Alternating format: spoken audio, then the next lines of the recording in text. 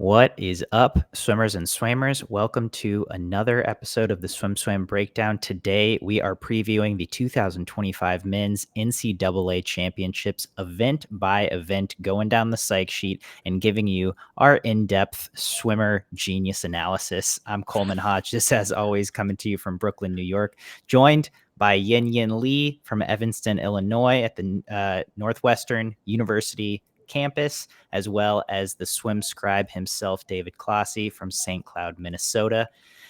Let's get into it, y'all. We've got a bevy of events that the depth and speed of which we've really never seen the likes of before. And we kick things off on technically day 2 of the meet. We're only analyzing individual events in this preview, but we will talk about relays at the end. We kick off on day 2 with the men's 500 freestyle. On paper, at this point, it looks like a one swimmer race, but I think in actuality, it may be a little more exciting than that. David, I'm going to kick this one to you first, as you are a distance swimmer and distance swimming appreciator. What do you make of this men's 500 free? Who do you see coming out on top? Yeah. I mean, overall, the 500 free has been very exciting this year and in recent years, because it was historically very stuck in that 408 range. And then, we've slowly chipped away at that. Marchand obviously blew the doors off of it with a 402.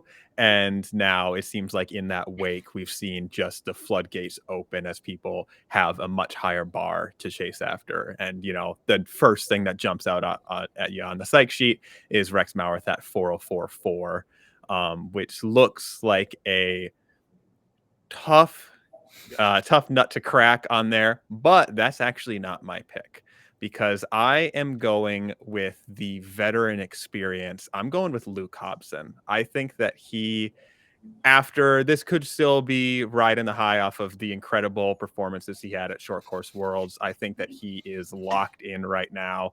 And, he's normally a bit sleepier in the season, even at like mid-season. He's actually right in line. I think he's actually a touch faster at this year's mid-season than he was at last year's mid-season. I remember it's in the same range. It's not like anything crazy one way or the other. I think it was a hair faster, if I remember correctly. But I'm just going with that veteran experience because sophomore year for Rex, but new program, first time really competing at this level. And I do think someone that we shouldn't forget about either is Jake McGahee, 5th year Georgia, who I recently rewatched that swim from Marchand, and always forget about how much him and Hobson were battling for that second spot behind Marchand. They were, it's easy to lose it when you're staring in the middle of the pool for 4 seconds after he's done, but they were flying down that home stretch as McGahee's always got that really fast closing speed.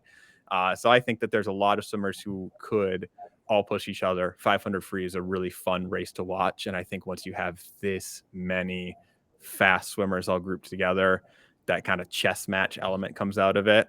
But I'm feeling strong with Luke Hobson. I'm hoping that he keeps surprising us.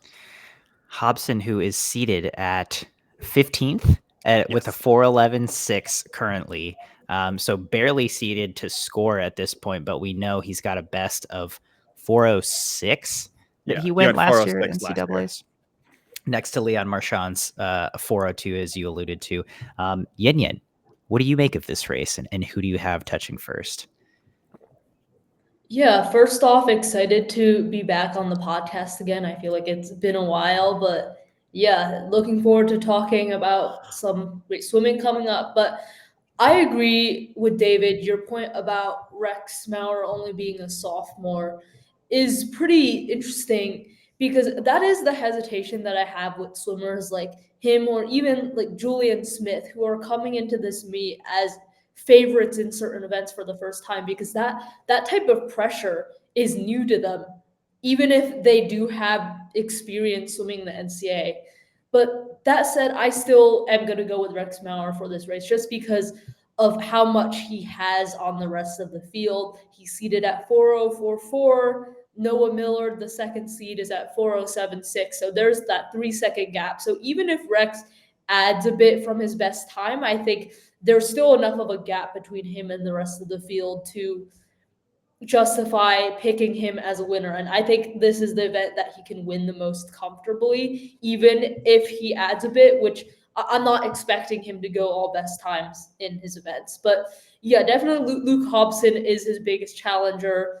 And because every single year he comes in, freshman year, he's coming in with a lower seed. Last year he was seeded 37th, wouldn't even have qualified for NCAAs if the 500 free was the only thing that he was swimming, and he finished second. And then in the 2022 to 2023 season, he was in that 414, 415 range at the beginning of the season, and he still ended up winning the NCAA title in the 500. So I think he is definitely Rex Mauer's biggest challenger, especially when you experience. He probably knows how to pace the event better than Mauer does, but Mauer just his raw speed and what we saw from him from mid-seasons, I think, gives him a lot of potential.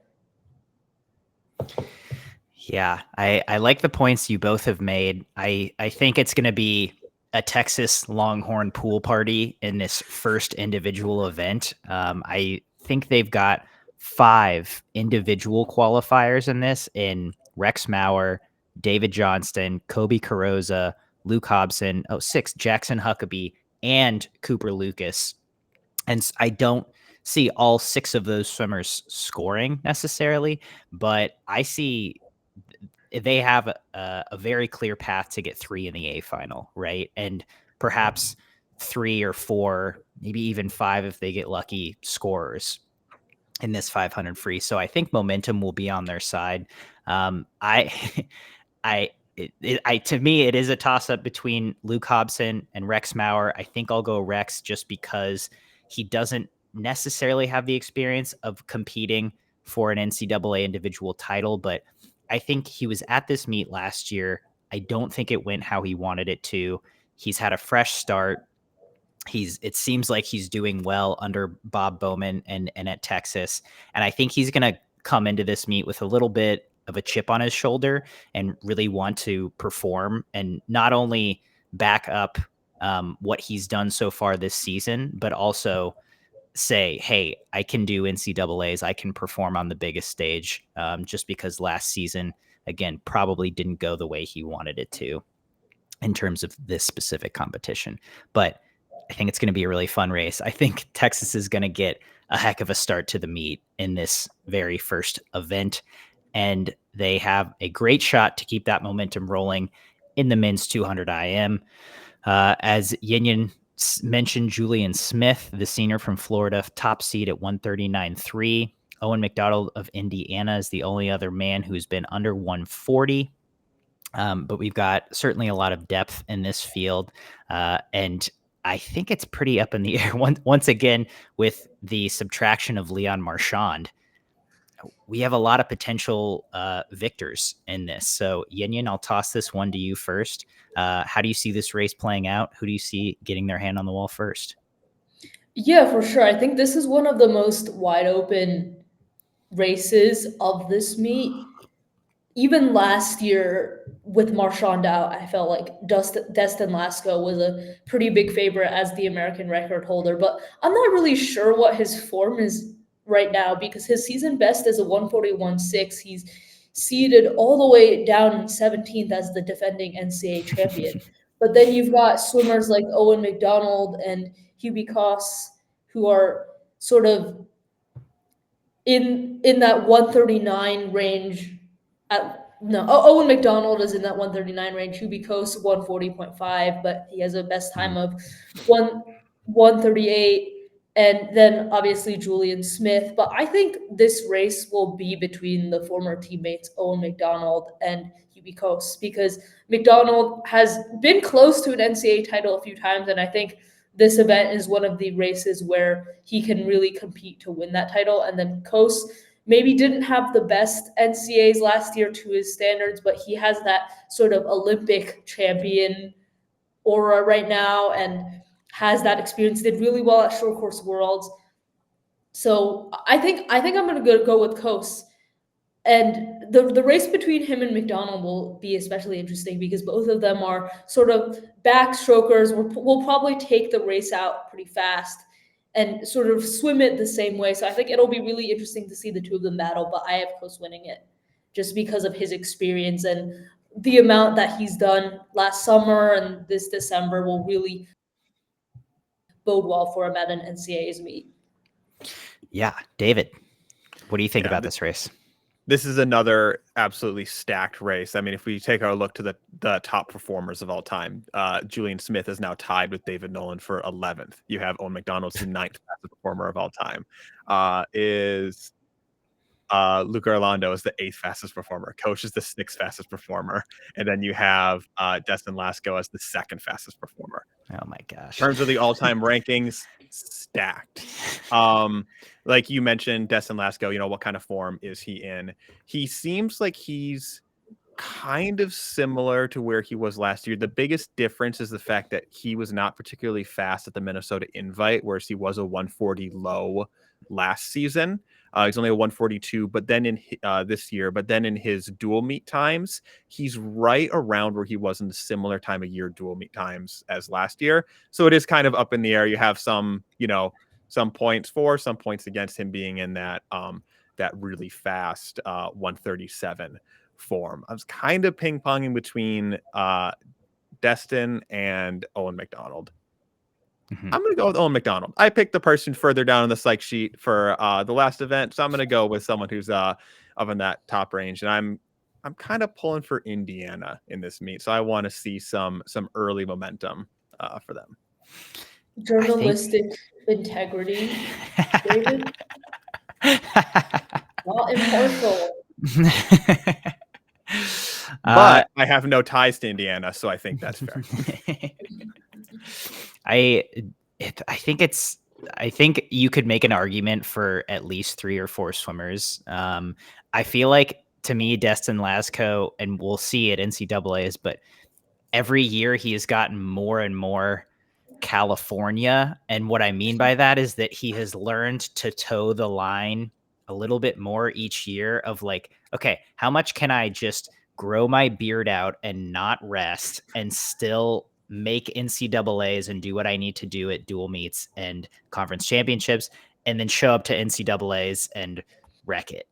And that seems to be the Dave Durden California method. We've seen that whole team do that a lot in the past. And I feel like Destin Lasco has sort of been the poster child of like weaving that into his process year by year. So I'm going to pick him because I do think it's his last college season. I think California, especially with this NCAAs being on the West Coast, they always have a huge contingent of fans at NCAA championships. I think they're going to overflow the stands at this one is my guess, just because it is so close to California. I think Destin Lasco is going to show out. And I think he's going to be in the headspace of being able to best this field that includes Olympic champions, all-timers, and a lot of people hungry to top the podium. But I'm just going to go with Lasco. I think Koch, McDonald, Julian Smith, they all have good shots, but Lasco's got a 137 under his belt, and I think he can pull that one out again and secure victory. But that really will be one of the most exciting races of the meet, I think. So let's move on to the men's 50 free last individual event on day 2. We've already seen a 17-8 this season. I think we've seen more 18s than ever before in NCAA history. It almost took an 18 to qualify for this event individually. 1902 was the cut line. That is tied for 28th. So this event has just gotten incredibly deep. David, I'll let you start on this one. 50 free. Who are you excited to see show out most in this? Yeah, I mean, like you mentioned with the depth in this event, 18.99 gets you 27th. That's crazy. That's one of my favorite things to look at in events is just like the increasing depth and the sprint freestyle has been one of them. I think that the thing I'm most excited for in this event is this, yet another matchup between Jordan Crooks and Josh Liendo. They are obviously number 1 and 2 on the psych sheet. We saw them battling it out at SECs, and we've seen them in this matchup and in the 100 free later on in the meet, time and time again. I'm going to go with Jordan Crooks in this one because obviously faster, best time. He's got they've had some good battles in this race. Crooks was able to win it 2 years ago with that kind of goofy start where they held him for a long time, and every swim fan on the internet got really, really mad at that starter, saying that they cost us another 17-second swim. Last year, Liendo did manage to snag Crooks there, but it was by like 2/100ths. It was a fast race with both of them at 18.0s. And at that year, it was as close as it was. Crooks was a bit off of his best time at SECs. So now I'm thinking he went a best time at SECs and now down to 17.8. I think it's going to be close. I don't think either of them goes 17.63. And I think Jordan Crooks wins it. I think his shot was SECs. I think that's fair to say. It's gonna be a tough race. This is so fast. I'm really curious to see how these SEC athletes translate to NCAAs. I'm not sure if we've ever seen Jordan Crooks go best times at NCAAs, but he's also coming off a world championship title, short course world championship title in the 50 freestyle, where at that meet he broke the world record, became the first man ever to go 19 in a short course meter 50 freestyle. Josh Liendo coming off of a summer where he won an Olympic medal. So like they've both got such great momentum coming into this meet. They have built such an incredible rivalry over the course of the last 3 seasons. And so I think it's going to be really great to see them battle it out in this. I don't really see anyone else winning the event, but I am excited to see how the team race evolves in this race specifically. Cal is known for their sprinting, and they have got a couple of their stalwarts in Jack Alexi and Bjorn Seeliger entered. So it'll be interesting to see how they can score, what Chris Giuliano is able to do for Texas if he's able to get into that A final. And then Matt King, who has only been 18-9 this season for Indiana and is seated at 22nd right now, to see if he can also get into that scoring range, as well as Finn Brooks, who's 32nd, to see if either one of those can get a second swim and get some points on the board for their team. So I'm really excited about that aspect of this event specifically, because I think this will carry some momentum going into the next morning. But also between Crooks and Liendo, I'm going to go with Liendo personally. I think Florida has proven to get better at NCAAs from SECs. Josh has definitely got a clutch factor, I think, and I'm going to put money on him, but it's going to be a great race. Yin Yin, thoughts on the 50 freestyle? Yeah, I think Crooks and Leander are definitely the clear-cut top 2, but I'm gonna go with Crooks here. Coleman, you mentioned that he's never gone a best time at NCAAs. At least last year, he was off his best time in the 50, but he went best times in the 200 and the 100, albeit neither of those best times came in the individual final. But yeah, I was curious about that, so I went and looked back. But I think the 50 free, despite Crooks being a bit inconsistent at NCAAs, I do think the 50 free is the event that he's most comfortable racing. It's the event that he has experience winning in. He won the title in 2023 despite that weird start, won the last 2 short course titles in that event, broke the world record. So I think this is an event where he's built up a lot of confidence in, and I think Crooks underwaters and just his natural talent in the 50 free will probably benefit him the most here. So I have him winning.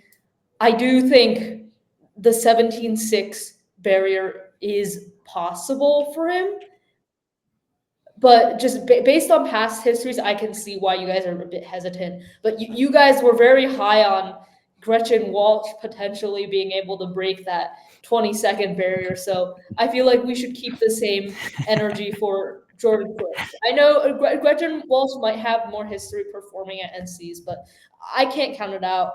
I think Leandro gets second here. He's been 18-0 before. That's a place that no one else has been except for Crooks, but behind them, I think the field is just so incredibly deep. As you guys said, almost taking 18 point to qualify for the meet. I remember a few years ago, it was a big deal that 18 point was the last to make the A final. No, and like I feel, and we thought that was a big deal that if you went 18 and you wouldn't make the A final. Now we may be at a point where you may go 18 and you don't even qualify, but just behind Crooks and Leando, there's so many other people like Guy Caribe, Ilya Karun, Jack Alexi, Chris Giuliano, Johnny Kulau, who's another big time sprinter for ASU.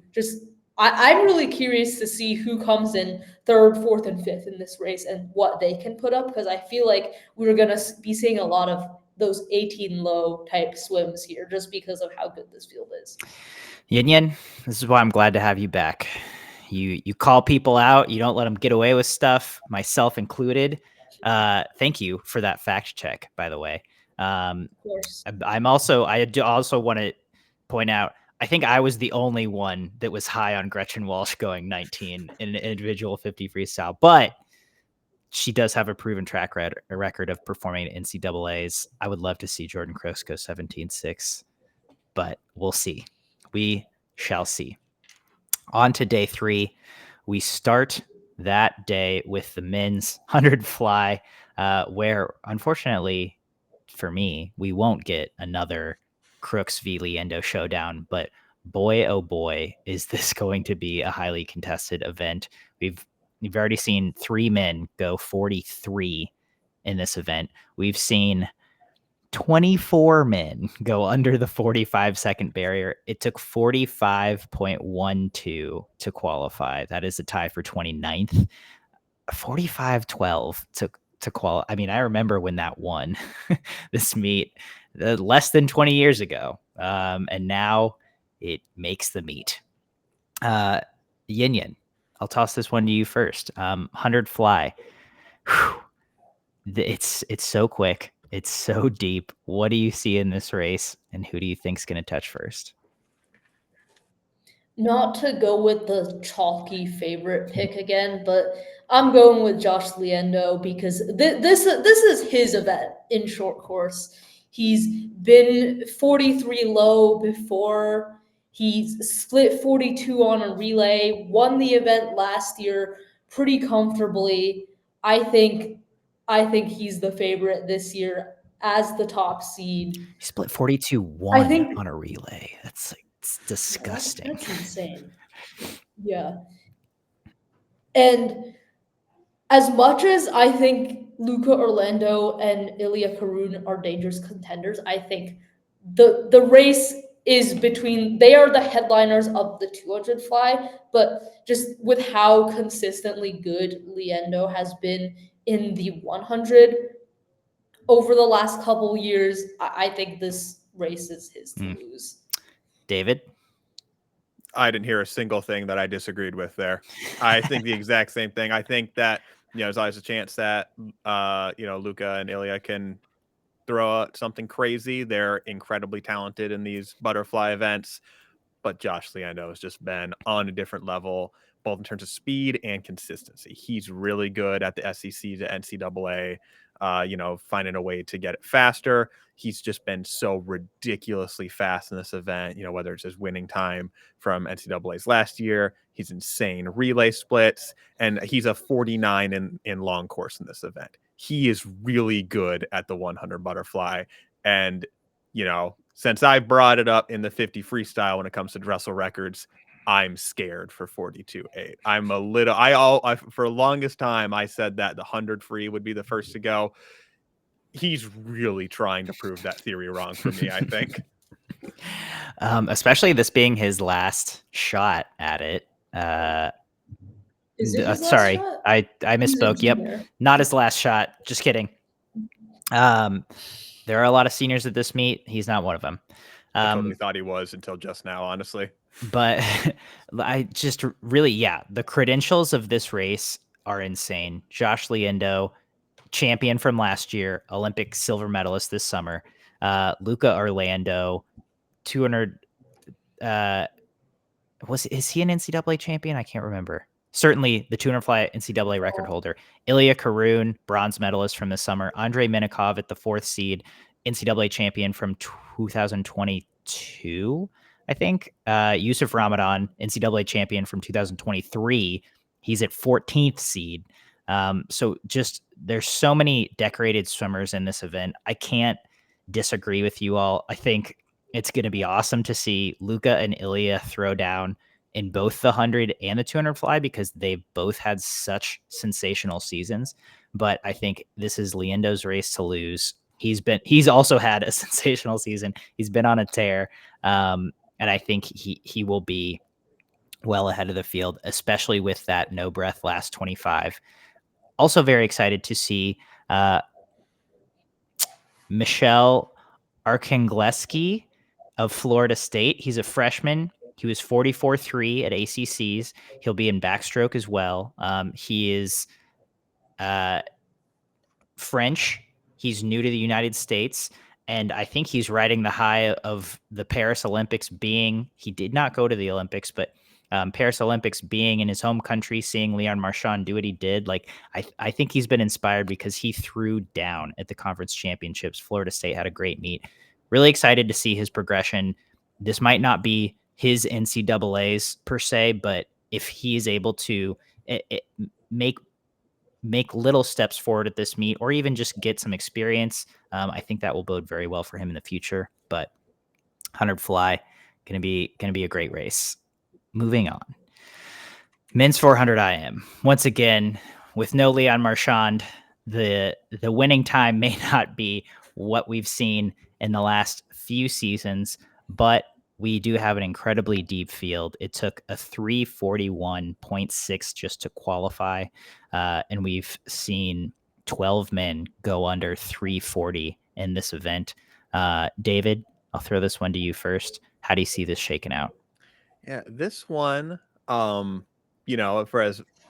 everything I said in the 500 freestyle, I'm feeling good about our number 1 seed, Rex Maurer, in this one. I think that I always like seeing, that kind of mid-distance swimmer that's also really good at that 400 IM. I think we've seen that work really well in general, and especially I think in the NCAA, especially with how like compacted and difficult this meet can be. I think that they're really good at managing that bigger schedule. I think that he's always had such like a nasty back end of his races, especially when you let that freestyler kind of get into their groove on that IM, like closing out that 400 IM.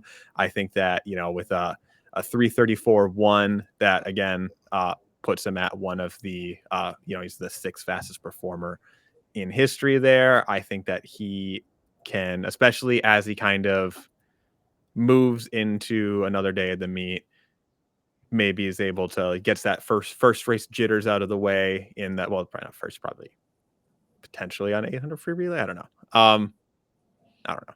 Think about their lineup. But either way, individual race, and if he is, there is any of that kind of like, okay, I'm introducing myself to this next level, competing for NCAA titles, coming in as the number 1 seed. I think that after you get that out of the way, in the 500 free, can potentially be more dangerous in that 400 IM. So I'll go with Rex in that one. Mm-hmm. Yin Yin, thoughts on the 4 IM?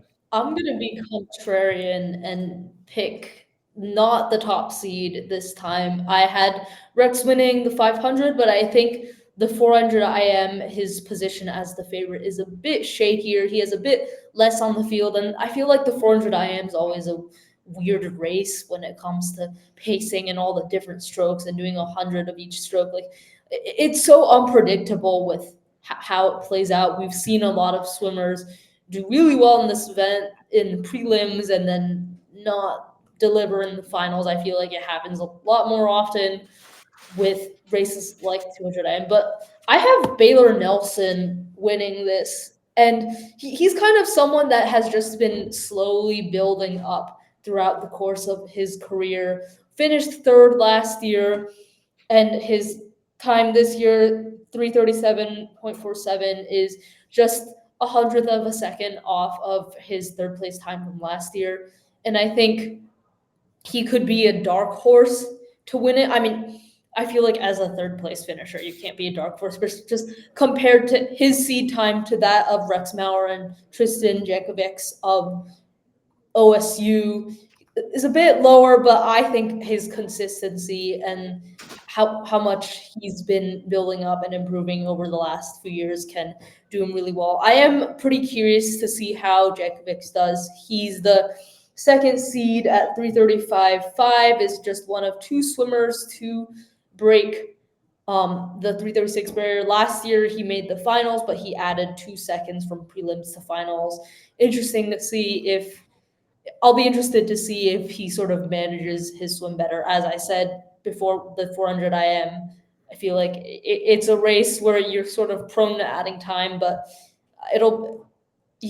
I think I'm curious to see if he sort of manages that better as one of the top contenders. I'm glad you brought Baylor up. He was one of the swimmers I was going to mention and looking at, especially with the coaching change this year at Texas A&M. Seems like he hasn't missed a beat. It seems like he has had success at Texas A&M thus far in his career. So really interested to see what he does. I think for my winner, I'm going to go with Jacob McGahee. This is last year. We haven't seen him typically swim.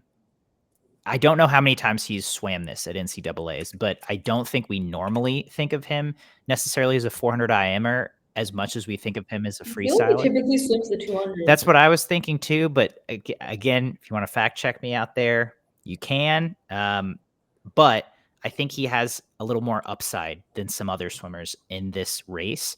And he has a very scary last 100, as we know as well.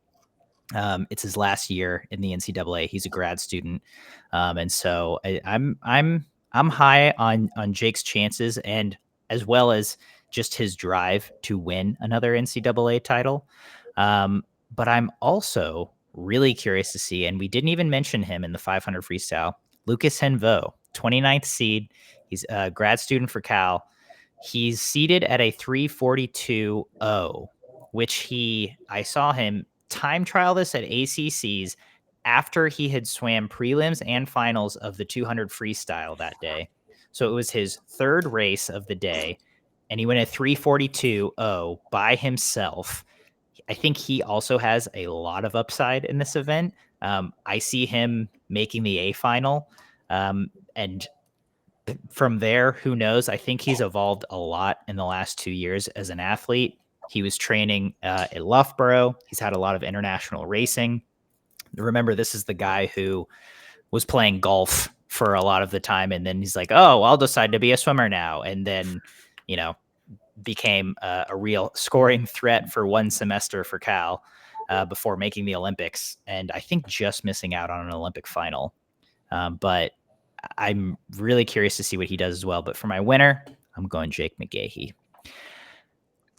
Okay, Coleman. So McGahee did swim the 4 IM at last NCAAs, was a finalist, but in 2023 he did the 200. He was 5th last year, and that seems to be his first year. I went and looked at his other 3. Those were all 200 free. And he at least went a personal best last year with a 337.6 in that final. So his seed time at 337.8 is potentially setting him on a really good trajectory for your prediction of moving up from 5th to 1st. I like it. I like what I see. It's weird in having this event and not having like 1 or 2 people who we know will win it, because that has been the case for the last at least 3 seasons. Like, we knew Leon was going to win. Honestly, the last 3 seasons, it was just 3 years ago, Hugo upset him. But it's like, we knew there was like 1 or 2 guys who could win. And this year, really, it's very wide open. So that will be really exciting to see how this one goes. Next up, men's 200 freestyle. If you're not picking Luke Hobson, I really want to hear why. But I think it's still going to be a very exciting race. We've seen this race just get faster and faster and faster the last 10 years. Really, the doors were blown wide open by Luke Hobson's teammate, Townley Haas. And then this event has just taken off since then. Yin, I'll throw this one to you first. What do you make of this 200 freestyle race? I mean, obviously, yeah, it's hard not to pick Hobson, especially after his dominance last season. He broke a world record in this race in the short course meters pool. But I'm curious to see if there's going to be multiple people under that 130 barrier like there was last season. Jack Alexi went 129.7 to finish second last year. He's very underseeded at 38th with the time of 139. I think he can throw down a really good time. I was really surprised to see how good he was at the 200, given that in long course and before last season he was sort of more of a 50-100 guy, but he was phenomenal in the 200 last year. So I think he's probably a favorite for second. Chris Giuliano, someone else who first broke out in short course in the 200 free, but then translated that into long course. I feel like he's sort of known for that 200 speed as well. And I think with that Texas training, and because the 200 free is like Texas's trademark, I'm really curious to see how he performs. He's seeded third. So I think behind Hobson, Giuliano, and Alexi are sort of my picks to get second. David. Yeah, I think Alexi really shows that traditional relationship between a short course 200 free and a long course 100 free that we see time and time again. There's a lot of swimmers you can tell they can contest that short course 200 free because they're good at a long course 200 free, or vice versa. Obviously Luke Hobson, I cannot make an argument against him. I already said in the 500 free that he's someone who's typically a little bit slower before NCAAs, and he's sitting at the number 1 seed with a 129.3. You got Jordan Crooks at that very satisfying to look at 130 flat.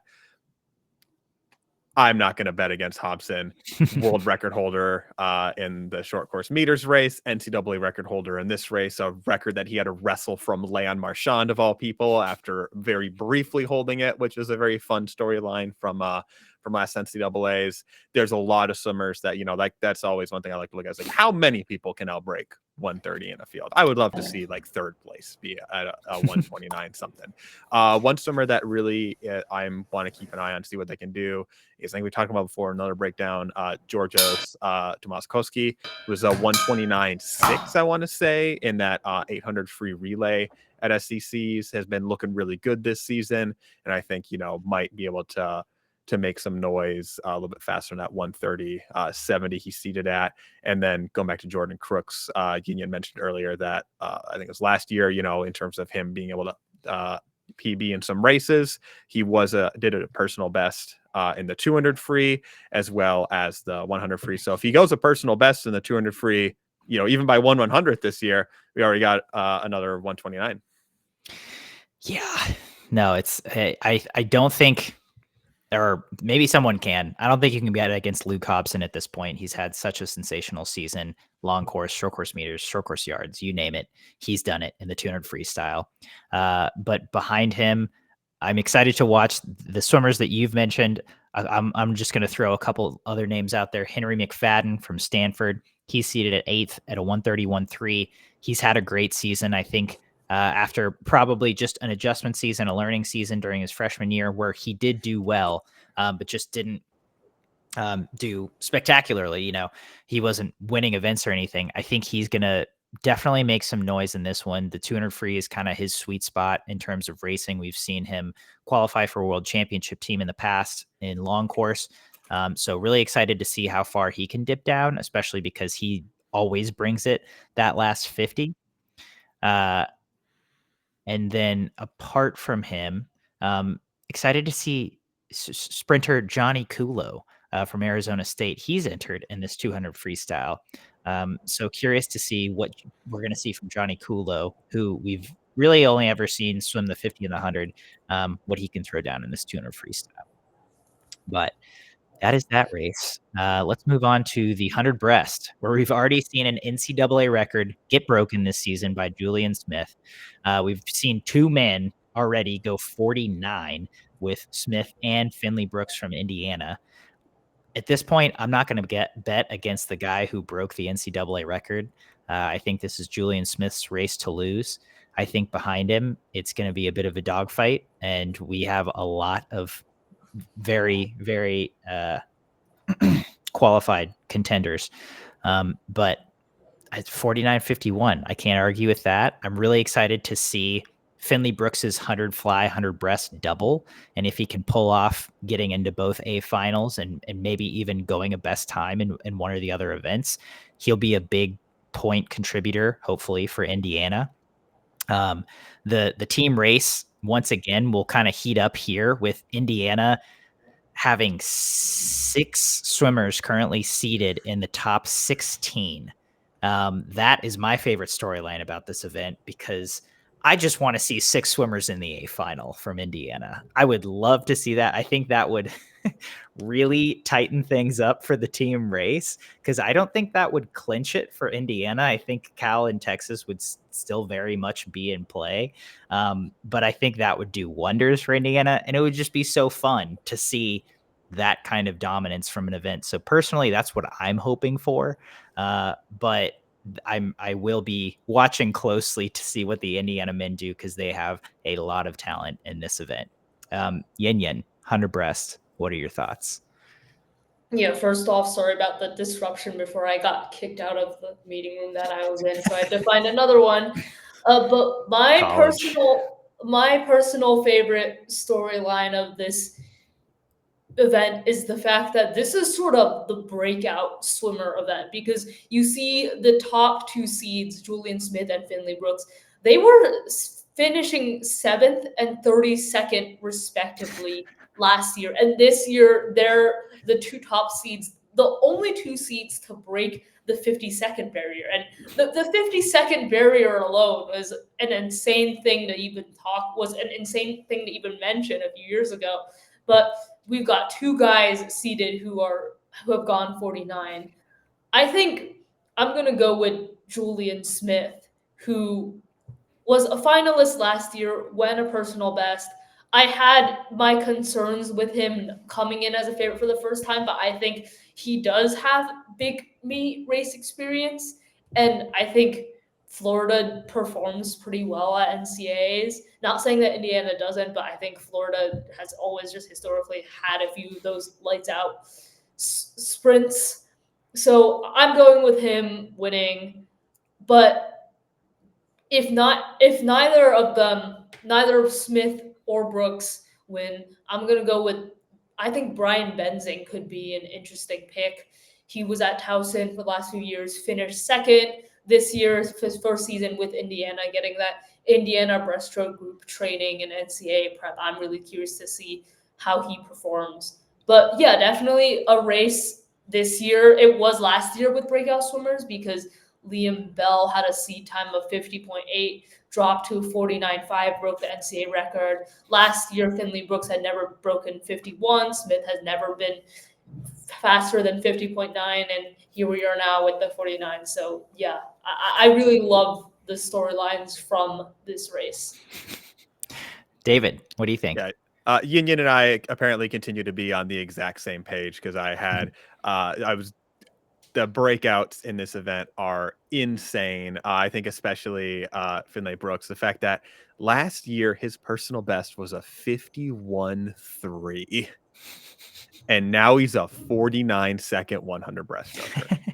That's incredible. Now last year he did gain some time in that ended up going to 52.7, and I think that like Coleman, you mentioned that double with the 100 fly, I think that is going to kind of remove him from title contention in this event. It's an insane double. It's a new take on the dirty double. Not a very common one there. But I think it'll be really interesting to see if he makes both A finals, how he swims the 100 fly, or like if he chooses to go all out for both. Yeah, if he kind of, yeah, I always think You that remember a few years ago when Kasper Stokowski made both finals and then tanked one of them? people got Yeah. so mad at his 100 fly and didn't. So Gosh, funny. did it end up working out the fact that because Brendan Burns was in the B final of the 100 fly and he ended up winning it and then winning the B final and then I think won the 100 back after. I think the math worked out to where he outscored Satowski by a couple points. So everyone's like, he tried them both. That's really funny. But I think with that, with that double, I think it's going to make it harder to. I guess I just provided a very good counterpoint with Brendan Burns. But that aside, they're very different events. Yeah. I think that makes it that much more likely that Julian Smith's going to hold on to that number 1 seed because if you assume that Brooks is going to gain some time, he's now got he already has almost half a second of a lead with his seed time. If you think that Brooks isn't going to be able to replicate 49.9 on that day, then he's got 0.6. Mm-hmm. That's insane. And yeah, this event is like 49 apparently is not what it used to be. The fact we got 2 of them before the meet. Yeah, Finley Brooks is a very different athlete than Brendan Burns, right? Like he is definitely built for speed. I think Brendan Burns is a much more aerobic athlete. He was training to do 200s. And I'm sure Finley Brooks has been training to do 100s.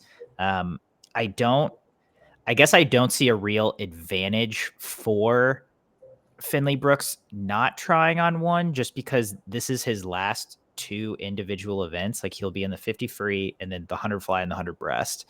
And assumably, I guess in the 400 medley relay for Indiana as well. So I think you could make the argument a lot of different ways. Will be really interesting to see how he tackles that double, where he ends up placing in prelims, and then how he moves forward. Because you potentially got a 5-100 night for Mr. Brooks, and that is brutal. I mean, that would be the end of his meet, though. I don't think they would put him on the 400 free relay. He doesn't have any events on the last day, but interesting to see how that shakes out for Finley. He knows if he wants to swim 5-100, so he can just do the 500 free on night 1, right? They do offer that as an event. Maybe he just doesn't know. Maybe, yeah, just do it. Butterfly, breaststroke, butterfly. Or I mean, it's breaststroke. legal. He won't get DQ'd.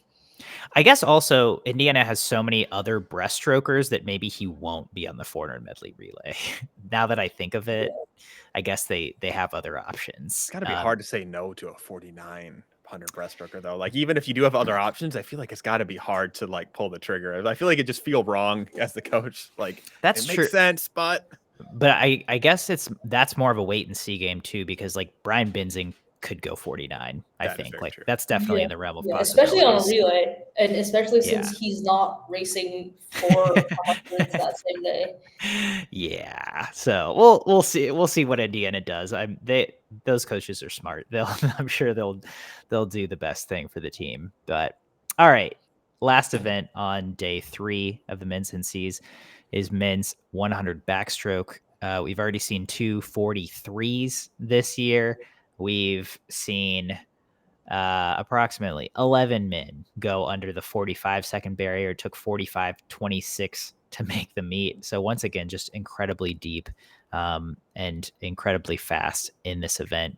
David, what do you think about this 100 backstroke where we've got Florida, two Longhorns, and a Hoosier in the top 4 seeds? Yeah, I think that this is going to be. I lost my spot on the psych sheet. I think this is going to be another really, really interesting race, both like, from the team race perspective, from the, just like those that are vying for their individual titles in there. And this is one that I feel I've been the most back and forth on, I want to say. Just because that was thank you. I will take the credit for that. It was intended. But I think, and I don't really have much justification for it other than the fact that, you said Olympic champion aura earlier, so I'm just going to steal that and put it here. Hubert Koch. I think that will be a good, especially if he's got Will Muglin in that final with him too. If, those Longhorns, I'm sure they battle and practice a lot, that they might be able to kind of know how each other are going to swim, get really caught up in that competition. And of course, we can't forget 24th seed, as you said, getting more and more California. I love that as soon as you said that, I immediately understood what your entire point was going to be. Destin Lasco. This 100 back, kind of looking at like his progression from like it's kind of hard to gauge from last year because he's part of the contingent that did a Pro Swim series instead of Pac-12s. Yeah. And he definitely did do Pac-12s this year. But so it's kind of hard to get. But just looking again at like the Minnesota invite times and dual meet times, a little bit slower this year than last year, can be a factor. Very fast, especially in backstroke. But I'm feeling Koch. Mm-hmm. I'll go next on this one just because I feel like in the last, honestly, since Ryan Murphy, this event has been the event that has the least room for error in terms of making an A final and also winning an individual title. Like, it's been so unpredictable, I think, every year since 2017. Like, you have a good guess of who you think could win, but like every year, Coleman Stewart surprised everyone. I know, Brendan Burns was a shocking winner. I'm kind of blanking on everyone in between. Casper, it's like there's always so much depth. Because the year Casper won, I don't think he was favored to. But there's always so much depth, and again, there's always so little room for error to make this final and then in the final. So, again, looking at the site sheets, 8th seed is 44-8. 30th seed is 45-3. Like, there's half a second between 8th and 30th. So like there's so little wiggle room and so much variance that I think we'll see just in prelims. So that's what excites me most about this race specifically, is just seeing how prelims goes, like the race in prelims. But then in the final, again, it's hard to predict. I'm just gonna go with Owen McDonald, and here's why. I would love to see the Indiana Hoosiers take home an NCAA title individually at this meet, but I also think he's kind of We're gonna get called out for having like a pro-Indiana agenda. I was gonna say, I was told earlier this podcast that it's not okay to pick specifically Owen McDonald because you are rooting for Indiana. I'm not, that's a personal. That's not why I'm picking him though. That was a personal aside. I am picking him because I think he has a great balance of speed and endurance. I think short course specifically, Hubert Koch is a little more balanced for a 200. I'm thinking the same for Johnny Marshall. I think Will Modglin has a great shot to win this, but I think we are going to see how each team tapers, and I think we can get into this a little bit at the end, but it's really about who's firing on all cylinders. And I think Indiana has absolutely put all of their stock into this meet. Bob Bowman obviously knows how to do this meet, and knows how to prepare swimmers for conference championships and for an NCAA championships. I think SEC's demands a little more of your energy and of your ability to perform. So all that to say, I'm picking Owen McDonald. That's it. Yin Yin, what do you think? I'm gonna go with Will Modglin for this because I think this event. I said this about the 2IM. I think I have a similar sentiment for the 100 bag. I think it's one of the most wide open of the meet, and I think Modglin, Destin Lasco, Hubert Koch, and Johnny Marshall are my top 4 favorites. But out of those 4 guys, I think Koch, Lasco, and Marshall, they're more of 200 guys. I think all of them have a really good shot at winning the 200, or they're better other events. But Modglin's best event is the 100 back. I think this is the event where he's turned heads before during mid seasons or dual meets in the past. I think he's going to spend a lot of his energy focusing on winning this event, and I think it's going to pay off, and I think he's going to come out on top. 43.9, the second seed, just 0.2 away from what Johnny Marshall put up, but I think he can throw something big here. But yeah, very, very competitive. I feel like we could see the top four just split, top 4 or 5 just separated by a few tenths. Mm-hmm. Yeah, absolutely. Love that rationale. Love that pick. Yeah, that's again one of the most wide open events. And now on to day 4, the last day of the NCAA championships. Starting off the mile, David, I'm throwing this one to you first. Take us through it. What do you see here? Yeah, I think first of all, it looks like this is going to be an incredible race. We have, looking at just like the depth of it, the fact that you got David Johnston at that 14:26 flat, another very satisfying time to look at there. I always love the 0 on psych sheets, but within Zaylan Sarkani is at 14:37.49. So those top 8 that are going to be in that fastest final are all within 11 and a half seconds, which in a 16:50 is basically grouped up right next to each other, especially when you have some that are going to be a bit more comfortable leaning into that early speed, some more that are going to want to start negative splitting right at the half, and some more that really just build to that last 500 and then let that last 150 absolutely rip. If you have everyone on fire, it's going to be interesting. Noah Millard at number 6 seed right now obviously has that 407 in his 500 free. And there's, we've talked about, we have Owen Lloyd at 5th right now with that 14:31 after redeeming himself at ACCs with that title. And that's a pretty notable best time. It's also nice that, because old best time doesn't count from ACCs. That's the fastest he ever went in that event. Kind of removes that asterisks from that one there.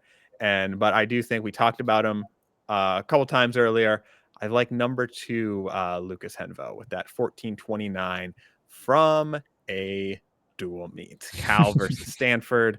It's also funny, obviously with international swimmer that hasn't done a huge amount of competitions, and I think Cal's also a little bit lighter on their year-to-year competition schedule. He has swam exactly 4 1650s. This will be his 5th official one. And his in 2023 he was a 14:44, which got him 9th at that year's NCAAs. But I do think he was a bit slower at ACCs than that 14:29. But what I think is obviously once you have that, your qualification's pretty wrapped up, and you're not necessarily going to need to. We've talked about with Cal time and time again so far here. Know what they're doing. They know this pattern, especially for distance swimmers. Sometimes if you're doing like a kind of drop paper like that, it's like, I don't know, you only do one practice today. All right, Yin, thoughts on the mile? Yeah, at first when I looked at the psych sheets for the mile, my mind immediately went to Lucas Henwell, who went a 14:29 at a dual meet. But I feel like going this time at a dual meet does not mean as much now as it did a few years ago. And he also was a bit slower at ACC's quote unquote only going 14:40. So I'm not sure how much stock I'm gonna put in that 14:29 compared to swimmers who've maybe been more consistent in the event. But I think this is gonna be a David Johnston, Rex Maurer 1-2 finish. Johnston, he's some 14:26. He's been on the scene for a while now. He's someone that I feel like, especially in those distance races, he has that sort of clutch factor and he sort of races with a lot of energy. We've seen that before internationally in that one Olympic trials race in the 1500 where he passed Luke Whitlock to make the Olympic team. That I think he's a really, and I think Maurer, even though he may be a few seconds off of confidence and momentum builds up and sort of can drive him home to win that third event. I feel like we've seen that before with other swimmers like Leon Marchand at 22 NCAAs. I remember he wasn't like a favorite to win the 200 breast, but then he won the 2 IM and then broke the record, the NCAA record in the two breast. Kate Douglas, that sort of happened with her as well. It went like 2 IM, 100 fly, and then smashing the NCAA record in the 200 breast. I think that final event, when you were successful in two previous events, I think that can carry over into the third event. So those Johnston and Maurer are my favorites. Yeah, I think it's a good call. I think they're going to have a great race. I also like Lucas Hinvo for this one. I think Cal's going to want to get this night rolling. Their team philosophy is that they get better as the meet goes on, and this day is their best day. And I think to start the session off, there's going to be a lot of pressure on Lucas Hinvo's shoulders to have a good swim, and I am predicting that he will deliver that. So I'm going with Lucas Hinvo on this one, but I think between him, Johnston, and Maurer, especially depending on the meets they have had leading up to it, as Yin just kind of explained, it's going to be a great race. Moving on to the 200 backstroke. Oh man, there's a lot going on here. Yin, I'll leave you to talk us through it first. Yeah, I'm pretty confident in my pick with Hubert Koch, even though there's been multiple swimmers in that 135, 136 territory. He was so good at short course worlds, Olympic champion. I struggle to see a world where he doesn't translate that into his NCAA performance. Mm-hmm. David? I am actually going to disagree with Yin here. And this one, I will finally fully go with Destin Lasco after just kind of, we'll talk about a little bit in that 100 back or 200 IM because like I mentioned, I'm kind of looking at his progression from previous years, a little bit difficult with the whole conference thing from last season. This 200 back is the one where he is looking like he's in his best form compared to his season where he did end things off with a 135.37 last year.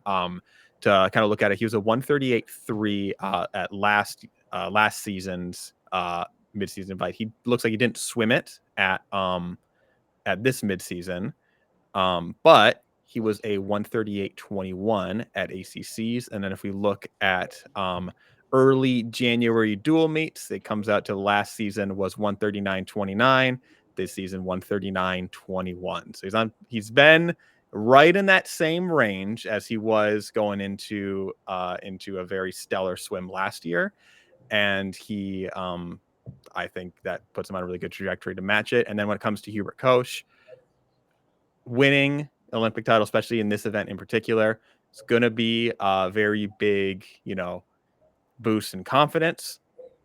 He didn't win it last year, and he was coming off of a world title. Not the same, but not that different.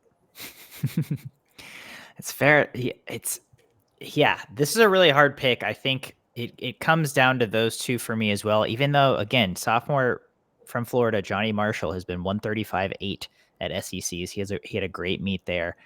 You've got Owen McDonald, Gabe Jett, and Will Monglin, all who we've talked about before, and all who have been 137 this year already. But Hubert Koch was 145.6 at the short course worlds, as Yin mentioned, almost broke the world record in that, won an Olympic title this summer. But so far, I think Destin is just a little more dialed into NCAAs than Hubert Koch has been. I'm guessing Destin is a little bit better short course than Hubert is, just generally. Hubie's strengths lie more in long course, should I say. So I'm going to go with the NCAA record holder, Destin Lasco. I think he'll show up big here. I had him winning in the 200 IM. I'm going to have him winning the 2 back too. Men's 100 freestyle, Crooks v. Liendo, round 2. But this time, I feel like they really do have company. Jack Alexi, Crooks' teammate Guy Carib, Johnny Culo, Chris Giuliano, Remy Fabiani Do you guys know who this is? Because I didn't. Of Cal Baptist. He's the 7th seed at 41-2. I was told in the comments he's been a mainstay for Cal Baptist the last couple of years, routinely throwing down 18.50 freestyles, but 41-2, seriously no joke. I kind of hope he makes the final just because I think that'd be awesome to see a swimmer from a school we don't normally see a lot of swimmers at NCAAs from. But I think this final is going to be loaded. We've seen 5 guys all at 40 point so far this season. This is a really hard one for me to choose. I think I'm going to go with Josh. Jordan Crooks. All right, that's it. I have no reason. He's just fast. I want him to win one. That's it. Yen. Men's 100 free. What do you think? Yeah, to your point about Remy Fabiani, I feel like I've definitely seen him on past psych sheets before, but to see him make that jump and go 41-2 this year, that's crazy. Yeah, and I think definitely a cool story. I'm going to go with Leando here. I think out of the Crooks Leando races, this is the race where it's closest, but I think Leando has had the edge for the last 2 years. I think 39-9 is in grave danger with the way that Leando has just been improving. I actually think this meet, at least one of the 3 Dressel records will fall because we've been knocking on the door of these records for the last 3 years. And especially it's Jordan Crooks' senior year. Leando has one more year, but this is the last year where he has a rival like Crooks to push him. And I think just all that accumulation is going to build up. And I think it's finally time. Mm-hmm. David? Yeah, I think going to that point of that like accumulation, these guys have been pretty steadily dropping from year to year. So we have in 2 years ago, they both came in. Crooks had the slight edge on the psych sheet, 41-19 to 41-24. And then Leando managed to get it done with a 40.2. So that's a nice drop, proving our theory that wow, they're really good at that NCAA drop. And then it was Leando had the slightest of leads last year. With they were a lot faster going into the meet, the 40.9 to 40.8. And again, Leando got it done with a 40.2, dropped like 800s there, it looks like. And now at SECs, they both went a 40.45, which was an incredible for their last head-to-head SEC matchup. Obviously, Jordan Crooks has the slight edge on the psych sheet with his 40.26 from midseason, I assume. And I do still think, though, that Josh Leando has shown that he's good at dropping. Now, I will say, again, we talked about Jordan Crooks being able to drop. He has been able to drop in the 100 freestyle at every single NCAA he swam at. That is the one that he's been able to go a personal best in either on a relay or in an individual final at his previous 3 NCAAs. Never did it in the 50, actually. Not even as a freshman year. That's never in the 50 freestyle, but always in the 100 free. And then the only time it wasn't 100 free, it wasn't just 100 free, was last year at that 200 free. But Leando has already been so fast with the personal best, able to drop down to that 40.2. Now that he's coming in with almost a 4/10 faster entry time at that 40.45, I think he can do something stupid in this event, especially if his confidence is higher after going 42 something in the 100 butterfly. I'm going to be so pissed if one of these guys is like 2 100s off of a Dressel record. Oh, no. Yeah, sorry about that. Just forget I said that. All right. 200 breast. Once again, no Leon Marchand. So the field is just crazy. It's, well, maybe not. Matt Fallon, top seed, 148.8. He's 0.8 ahead of the next fastest, Carlos Cole Marti of Virginia Tech, who is, if I'm not mistaken, is coming off of a short course world title from 2024. We've got, let's see, 5 guys who are under the 150 barrier and another one who is at 150.0. What do you think, Yin Yin? Yeah, I think this event is just compiled of swimmers who have been waiting in line as Leon Marchand has dominated for the last 3 years, but all of them were behind him and getting in those second and third spots. I feel like Matt Fallon has been knocking on the door of an NCAA title for the last few years. Carlos Comarti, very consistent.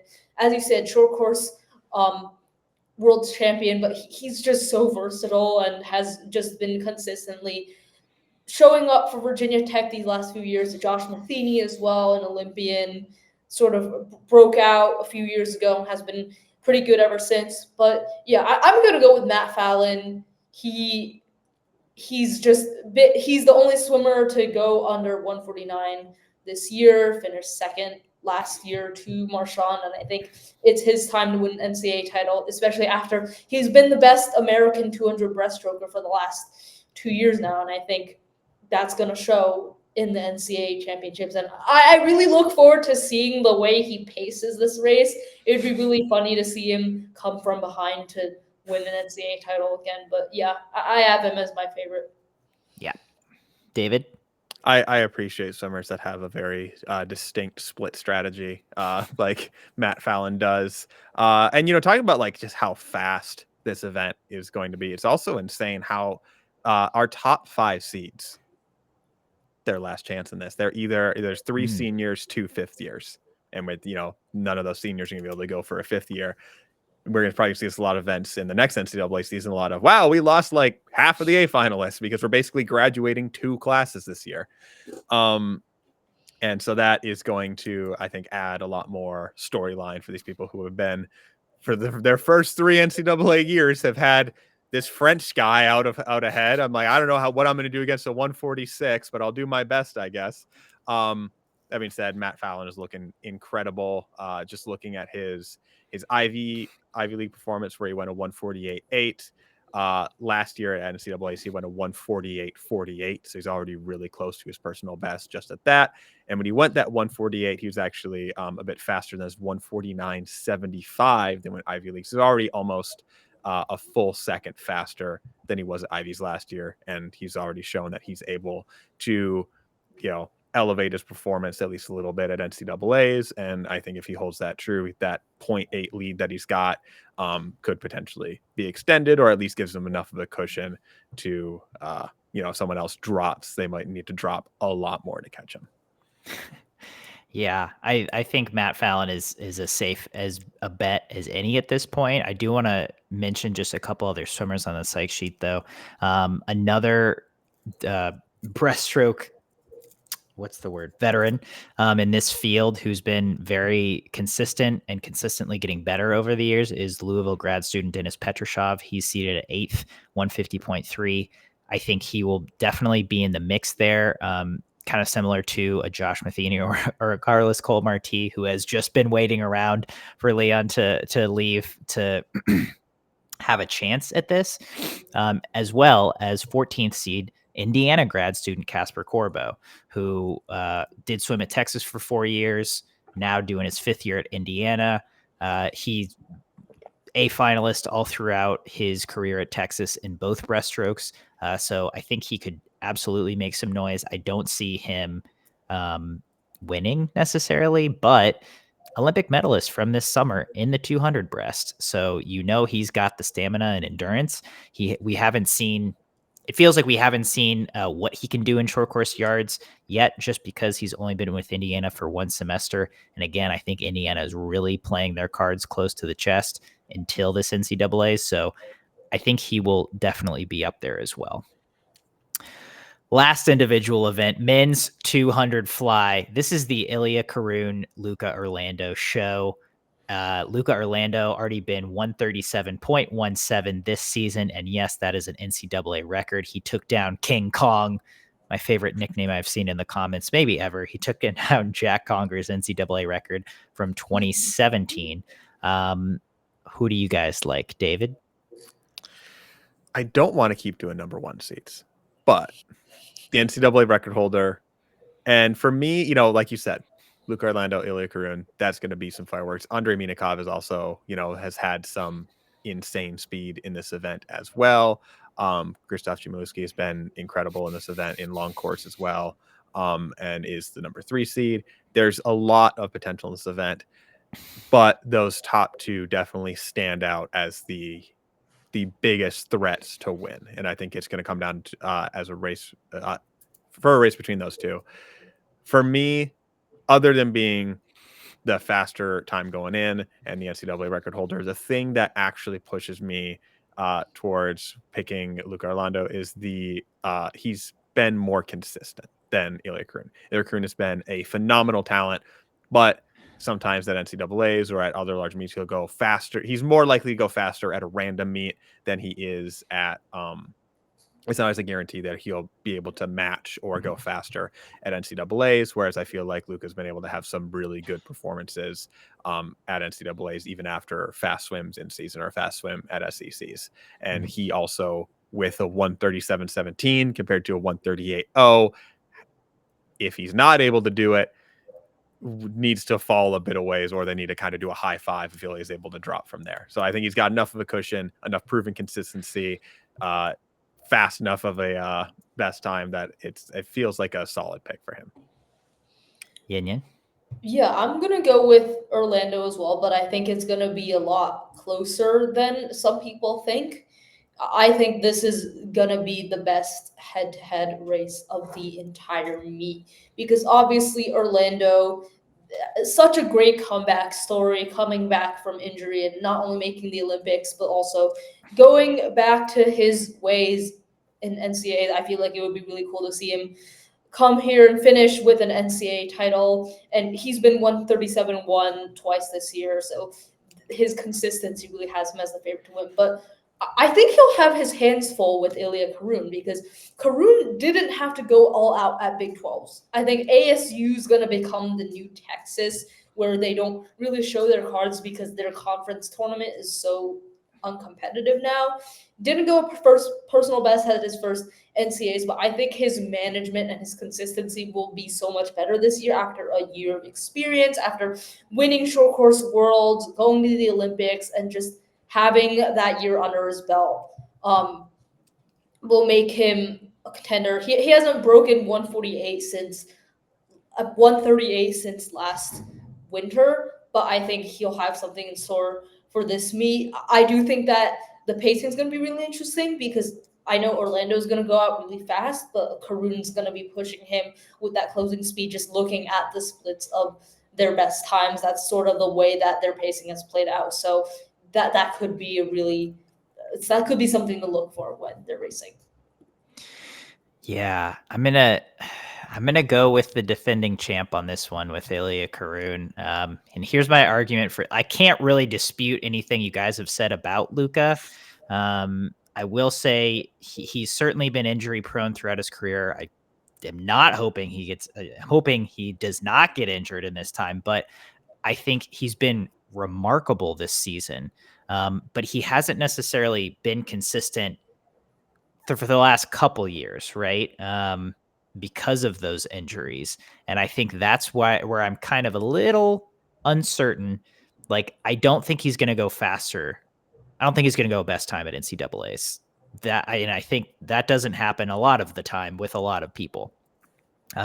However, Ilya has just had this kind of upward trajectory. Olympic medalist in the 100 this summer.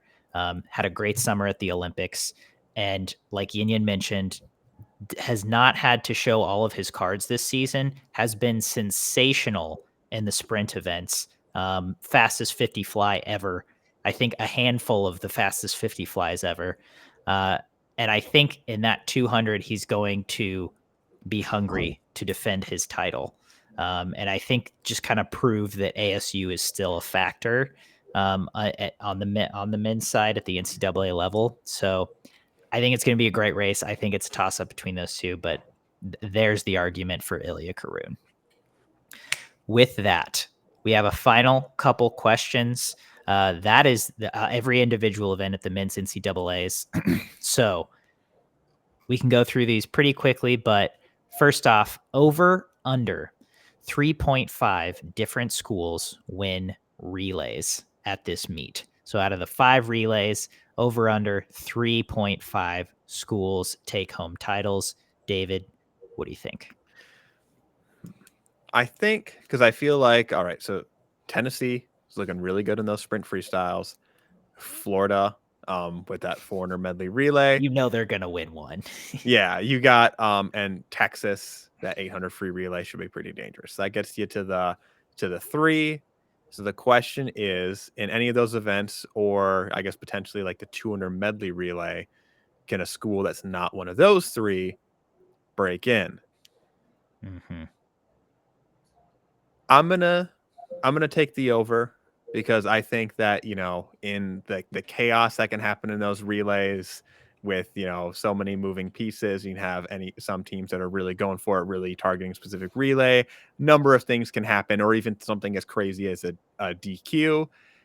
ASU's been looking really good in relays as well. They can sneak in and take like a 200 medley or something like that.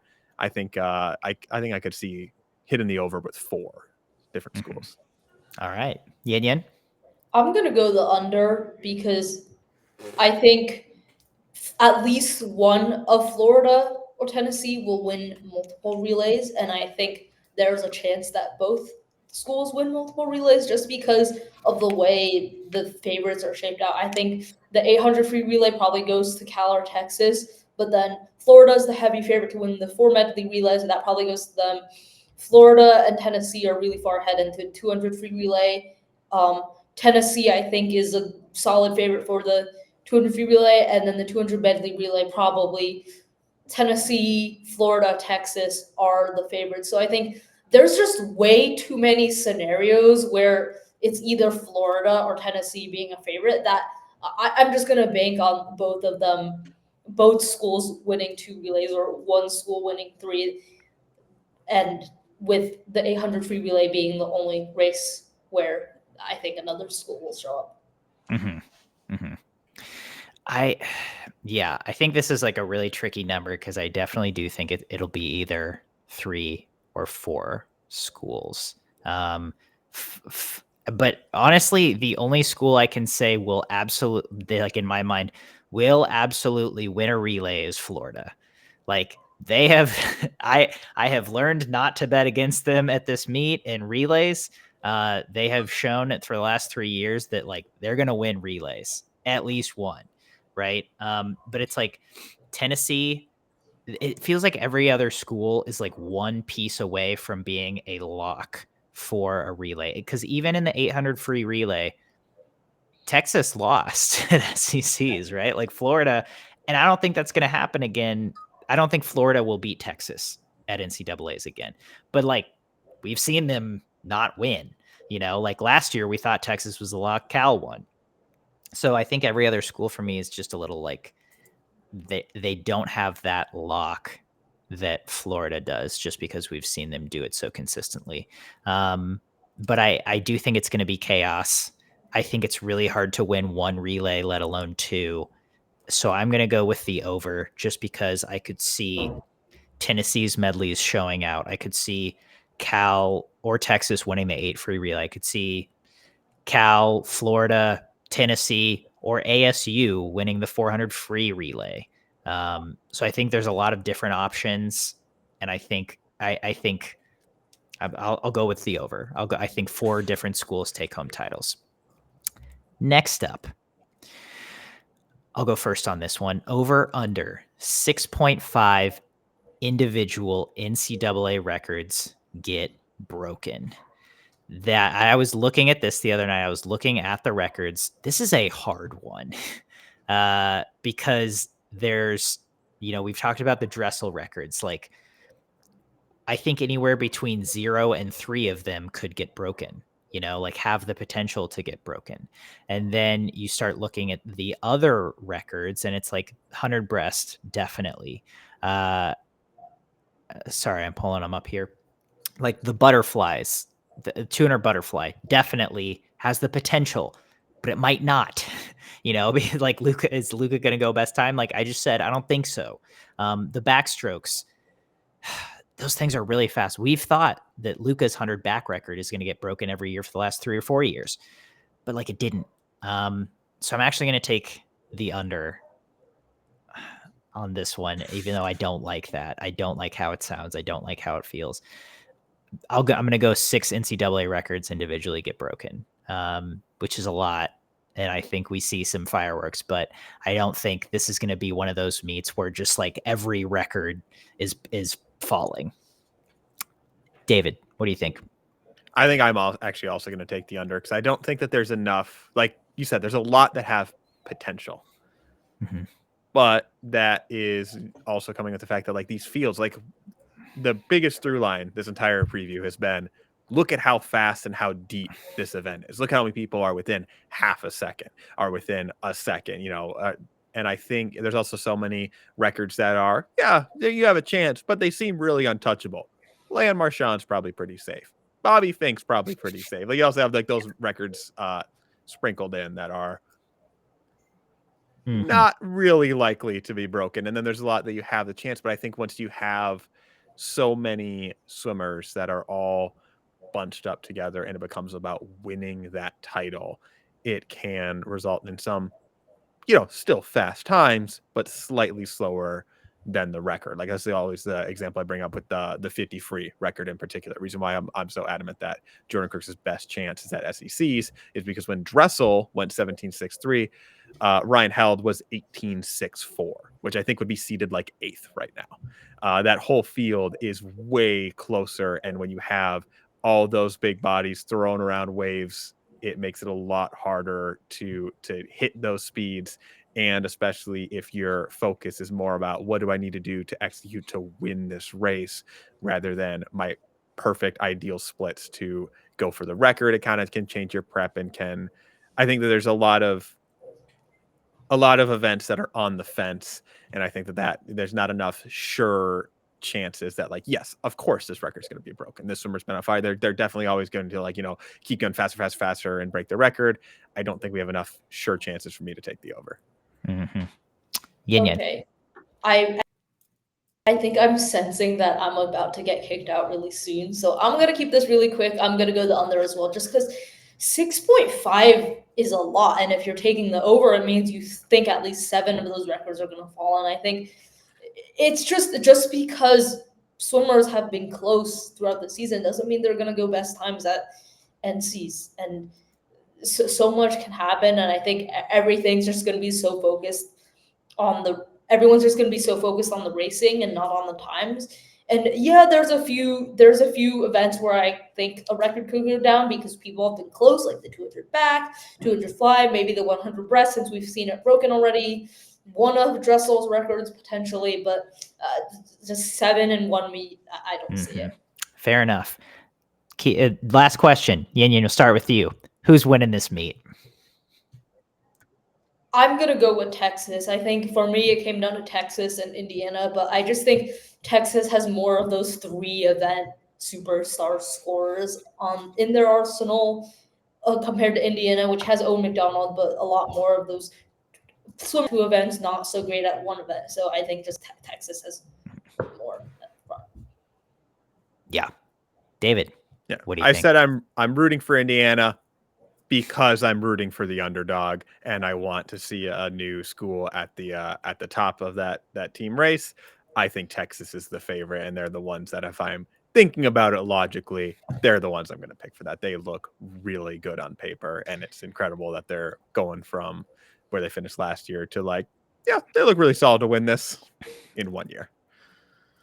When the psych sheets came out, I was shocked at Texas is seeded to score 480 points. They are 60 points ahead of Florida. They are nearly 200 points ahead of Cal, who's seeded at 3rd. And I guess Indiana is only half a point behind Cal. And once again, that's not including diving, which Indiana is, they scored 120 points in last year. Looks like they're going to about do that again this year. But this happened last year with ASU, where they were seated like 200 points ahead of Cal. And I think there was some optimism, and it's like Cal could still win. And I think we have that optimism this year. I think there's even a little more reason to have optimism because I don't think Texas has quite the juggernaut of a team yet that ASU did last year. But like we've seen Bob Bowman come in here and do this, and they didn't slip, right? Like, they still won by a considerable amount. Cal moves way up. That's their thing. That's what they do. But, like, can they close a 200-point chasm? And I said they could last year, and I don't know if I can say they can this year because Bob Bowman has proven that it's like, even if his guys move down in seed, not to say they like underperform or don't go best times, but if they move down in seed, which a lot of his guys are seeded really highly, they still perform. And on a Bowman-led team, even though it's his first year at Texas, and it's his first year working with these athletes, first year working with him, I'm gonna go with Texas. And I didn't think I would say that all year, but the numbers don't lie. So at this point, it looks like a Longhorn victory. Looks like Bob Bowman's second in 2 years. So we will see, though. That's why we swim the meet. Thank you so much for listening to this NCAA Men's 2025 Championship preview, and we will see you in Federal Way.